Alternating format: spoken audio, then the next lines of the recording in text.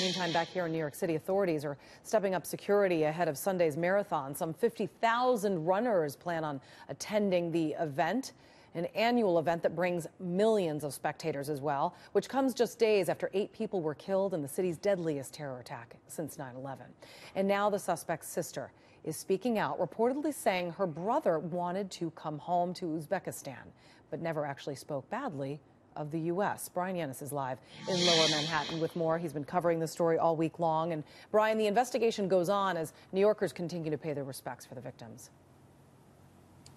Good evening, Julie. That's right. We are here at the scene like we have been all week, where there has been a memorial with 8 crosses for the 8 victims mowed down by this terrorist. Now, today was the wake for a Darren Drake. He's the 32-year-old New Jersey man who was mowed down, one of the 2 Americans killed in this attack. There were 5 Argentines that were killed and 1 Belgian. Now, Darren Drake's wake today was huge crowds. He gets buried on Monday. Now, all of this was as people all day today, bicyclists and runners, have been coming here to pay their respects. We spoke to a Jessica Kleinecht. She is the mother of 3 daughters, and she was with her husband, always going down this same bike path. She talked about having to talk to her daughters about what took place on Tuesday.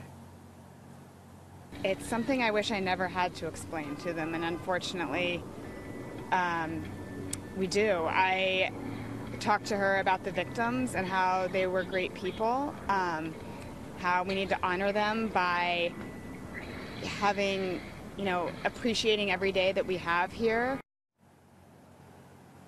Now, this 29-year-old terror suspect, obviously the investigation continues into him. His sister speaking on a radio station saying that she believes her brother was a good guy. She doesn't understand how this happened and that he was, quote, brainwashed. And that kind of focuses on what the investigation is all about right now. There's no doubt that he was self-radicalized and was an ISIS sympathizer.